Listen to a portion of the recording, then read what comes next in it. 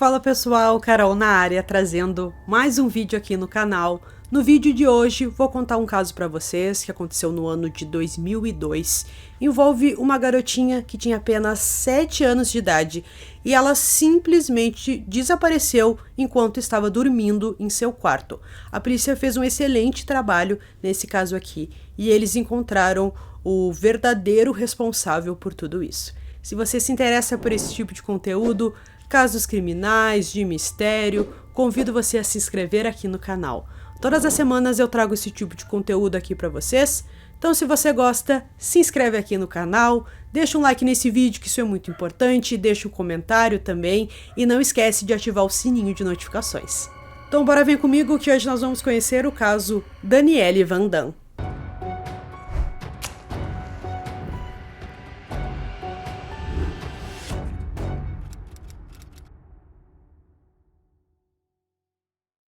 Danielle Nicole Van Damme nasceu no dia 22 de setembro de 1994, em Plano, no Texas, filha do casal Damon e Brenda.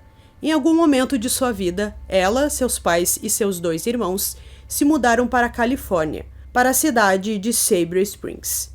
Em 2002, a criança estava com 7 anos. Na parte da noite de 1º de fevereiro, uma sexta-feira, sua mãe e 2 amigas foram a um bar, chamado Dad's, em Poway, localizado a um pouco mais de 10 minutos de sua casa. Damon ficou responsável pelas crianças naquela noite. Parecia mais uma noite normal de sexta-feira e ele achou melhor colocar as crianças para dormir. A pequena Danielle foi colocada em sua cama às 10h30. Ela estava cansada naquele dia e pegou no sono rapidamente. Damon decidiu tirar um cochilo no sofá enquanto esperava sua esposa chegar em casa. Ele foi acordado por volta das 2 horas da manhã, quando Brenda chegou em casa com mais 4 amigas. Quando ela entrou na casa, percebeu algo estranho.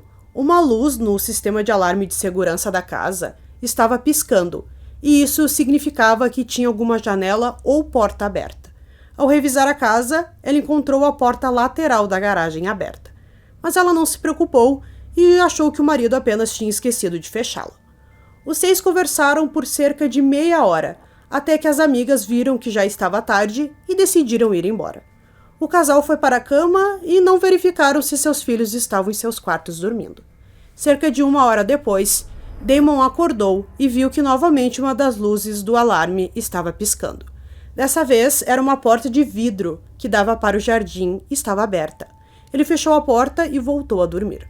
Na manhã seguinte, a Brenda acordou, foi até o quarto de seus filhos para acordá-los e ela percebeu que a Danielle não estava na cama. Primeiro, ela não se preocupou, acreditou que a menina talvez tivesse acordado mais cedo, estava na sala, em algum local, mas ela procurou pela casa inteira e não encontrou a garota. Então, ela ficou muito desesperada e decidiu que era hora de chamar a polícia. Danielle Van Damme foi dada como desaparecida às 9h39 da manhã de sábado, 2 de fevereiro. A polícia rapidamente começou uma investigação no caso. Várias buscas foram feitas e centenas de voluntários ajudaram no caso. Tudo isso chamou muita atenção da população. Todos queriam saber o que tinha acontecido com a garotinha que tinha apenas 7 anos. Desertos, rodovias e áreas remotas foram investigadas por algumas semanas, mas nada importante foi encontrado. O Laura Recovery Center ajudou na organização da busca. Essa é uma organização sem fins lucrativos que trabalha na prevenção de sequestros e também trabalha com a recuperação das vítimas desses eventos. Também foi criada uma Recovery Center, que foi instalada em uma imobiliária em Poway para coordenar as buscas. Os policiais entrevistaram os vizinhos da família na manhã de sábado do desaparecimento da Danielle para ver se eles conseguiam encontrar alguma coisa importante e descobriram que um vizinho chamado David Westerfield não estava em casa. Na época ele estava com 49 anos, era engenheiro autônomo. Ele não tinha antecedentes criminais na época e era pai divorciado de 2 estudantes universitários. Ele morava a 2 casas de distância da família Van Damme e era dono de um trailer de luxo. 3 dias antes do crime, Danielle e sua mãe venderam alguns biscoitos para David. A criança participava de um grupo de escoteiras e precisava vender alguns biscoitos. o homem convidou as duas para entrarem em sua casa. Então, depois de um tempo, a polícia conseguiu falar com David e ele contou o que ele fez naquela manhã de sábado. Na manhã de sábado, David buscou seu trailer em outra parte da cidade, abasteceu com suprimentos e saiu de casa às 9h50, minutos depois de Brenda ligar para a emergência e relatar o desaparecimento de sua filha. David disse mais tarde à polícia que dirigiu pelo deserto e pela praia em seu trailer e ficou em um acampamento na praia. Isso foi posteriormente confirmado por testemunhas, também por registros de celular, recibos de gasolina e registros do cartão de crédito. David disse que pretendia ir para o deserto, mas percebeu que havia esquecido sua carteira. Então, em vez disso, ele dirigiu até um acampamento localizado em Silverstand State Beach. Ele pagou antecipadamente por 2 noites, mas decidiu que o tempo estava muito frio, então voltou para casa para procurar sua carteira. Uma testemunha que estava no local disse que viu que David pegou sua carteira enquanto estava no acampamento. Então, parecia que ele estava mentindo para a polícia por algum motivo. Depois disso, ele contou que dirigiu até o deserto, onde ficou preso na areia na manhã de domingo, a cerca de 400 metros da estrada. Então ele precisou da ajuda de um guincho para se soltar. A caminho de casa, na manhã de segunda-feira, David estava com uma aparência sonolenta e também estava descalço. Ele parou em sua lavanderia, que normalmente ele ia, deixou 2 edredons, 2 fronhas e uma jaqueta. Mas ele não contou isso para a polícia na primeira vez que foi interrogado, o que era estranho, pois ele detalhou quase todas as outras paradas naquele final de semana. A polícia estava desconfiada de David, então a aplicação da lei o colocou sob vigilância de 24 horas por dia em 4 de fevereiro, observando que ele havia feito uma limpeza em seu trailer quando voltou de sua viagem. Então a polícia perguntou por que ele limpou o trailer, mas segundo ele, era algo que ele sempre fazia. Seu trailer, seu carro e suas propriedades foram apreendidas para testes em 5 de fevereiro, assim como os itens que ele deixou para serem lavados na lavanderia. Os edredons, 2 fronhas e uma jaqueta mais tarde revelaram vestígios do sangue de Danielle. Durante o interrogatório, David disse que não sabia onde Danielle estava, mas disse que esteve no mesmo bar que Brenda esteve na noite de sexta-feira, o que depois a mãe confirmou. Em 22 de fevereiro, a polícia prendeu David Westerfield pelo sequestro de Danielle, depois que 2 pequenas manchas de sangue dela foram encontradas em suas roupas e também em seu trailer. No dia 27 de fevereiro, 2 homens que estavam participando das buscas encontraram os restos mortais de uma criança perto de uma trilha em Derrisa, uma cidade localizada a leste de San Diego. Eles fizeram buscas nesse local depois que os detetives descobriram vestígios do sangue de Danielle no trailer de David, porque Derrisa Road era uma possível rota que David poderia ter seguido para chegar ao deserto e felizmente eles estavam certos. Mais tarde foi confirmado que o corpo era de Danielle Van Damme. Por causa da condição do corpo, o legista não conseguiu determinar a causa da morte, ou se ela foi abusada, e teve que usar os registros dentários para confirmar sua identidade. David se declarou inocente e foi a julgamento em 4 de junho de 2002. Em moções pré-julgamento, os advogados dele solicitaram que suas declarações à polícia fossem excluídas, acusando-o de ter sido interrogado injustamente por mais de 9 horas por detetives que ignoraram seus repetidos pedidos para chamar um advogado. Ele também não pôde tomar banho, comer ou dormir. No final, os 2 policiais contra os quais a polícia dirigiu sua queixa não testemunharam no caso. As evidências forenses apresentadas pela promotoria incluíam manchas de sangue de Danielle em uma jaqueta de David, no chão do seu trailer. Impressões digitais de Danielle também foram encontradas no trailer. Pelos do cachorro da família Van Damme foram encontrados no edredom de David. Pelos consistentes com os de Danielle foram encontrados no lençol, na sua cama, e fibras foram encontradas no corpo de Danielle e na casa de David, entre outras evidências. Durante o julgamento, o pai de Danielle disse que acreditava que deixou uma das portas da casa aberta e o promotor acredita que foi por ali que o David entrou naquela noite.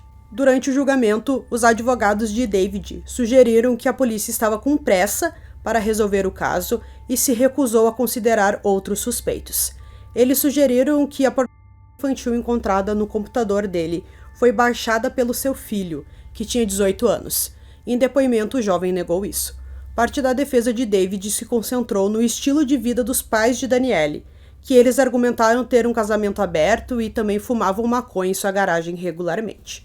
A defesa sugeriu que, devido ao estilo de vida, poderia haver outras pessoas na casa naquela noite, o que a família negou. Para estabelecer um álibi para David, a defesa chamou 3 entomologistas que testemunharam que insetos colonizaram o corpo de Danielle pela primeira vez no meio do mês de fevereiro, muito depois de David estar sob vigilância policial. O entomologista da promotoria testemunhou que o corpo de Danielle poderia ter sido colonizado já em 2 de fevereiro. A defesa ainda argumentou que nenhuma evidência de David foi encontrada na residência da família ou no local onde o corpo foi encontrado, e que um fio de cabelo estranho encontrado sob o corpo de Danielle não era dele. A acusação disse que é plausível que um intruso entre em uma casa sem deixar vestígios, especialmente se ele estiver tomando as devidas precauções. O promotor argumentou que a natureza e o volume das evidências residuais de Danielle no trailer de David e em sua jaqueta não permite outra explicação razoável além da culpa. O julgamento durou 2 meses e foi concluído em 8 de agosto. Em 21 de agosto, o juiz considerou David Westerfield culpado de assassinato em primeiro grau, sequestro e posse de pornografia. Em janeiro de 2003, ele foi condenado à morte.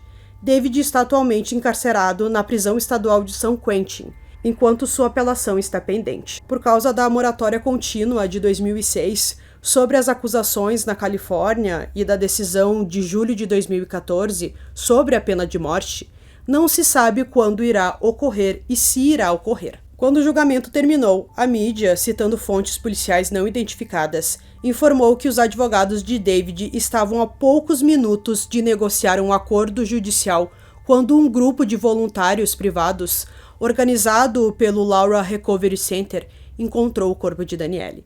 Segundo esses relatos, pelo acordo, David teria levado a polícia até o local onde o corpo dela foi localizado, em troca de uma sentença de prisão perpétua, sem liberdade condicional. Tanto a acusação quanto a defesa se recusaram a comentar esses relatórios. Se o corpo de Danielle não tivesse sido encontrado por aquelas pessoas que estavam fazendo a busca, o David não seria condenado à morte. Nos meses seguintes ao final do julgamento, fitas de áudio de David sendo entrevistado foram divulgadas para a mídia. Durante sua primeira entrevista, ele pede a um policial que deixe sua arma aqui por alguns minutos, dando a entender que ele queria tirar a própria vida. Em outra entrevista policial, ele disse aos investigadores que não se sentia emocionalmente estável. Em outra, ele é informado de que foi reprovado no teste do polígrafo. David diz que quer um novo teste e que não estava envolvido no desaparecimento de Danielle. No final de 2003, a polícia de San Diego recebeu uma carta de uma pessoa de fora confessando o assassinato de Danielle. O autor alegou ser James Selby, um homem acusado de vários crimes sexuais em 5 estados, inclusive na área de San Diego. O promotor considerou a confissão inacreditável, até porque o James já tinha confessado outros crimes que ele não foi o responsável. Durante a fase penal do julgamento, a sobrinha de David, de 19 anos na época, testemunhou que quando ela tinha 7 anos, seu tio entrou em seu quarto, onde ela passava a noite, já que seus pais tinham participado de uma festa. Então ela acordou e viu que ele estava acariciando, passando os dedos em sua boca. Ela disse que mordeu o dedo dele o mais forte que pôde e depois desceu para contar à sua mãe. David foi questionado sobre o que tinha acontecido na época. Ele explicou que só havia entrado no quarto para verificar a criança e só estava fazendo carinho na menina. O incidente foi então esquecido. Então, pessoal, concluindo esse caso aqui para vocês, um caso que foi concluído até rápido, porque a polícia focou logo no David e eles estavam certos no final, por mais que a defesa dele tente explicar que ele não é o responsável, tem muitas evidências no trailer, na roupa dele, que provavelmente foi ele mesmo que cometeu tudo isso. A questão da pena de morte ainda estão vendo, talvez nem ocorra, provavelmente ele fique na prisão, né, na prisão perpétua e talvez morra de causas naturais por lá. Então, espero que vocês tenham gostado desse vídeo. Esse foi mais um vídeo aqui no canal Durmam Bem. E até o próximo.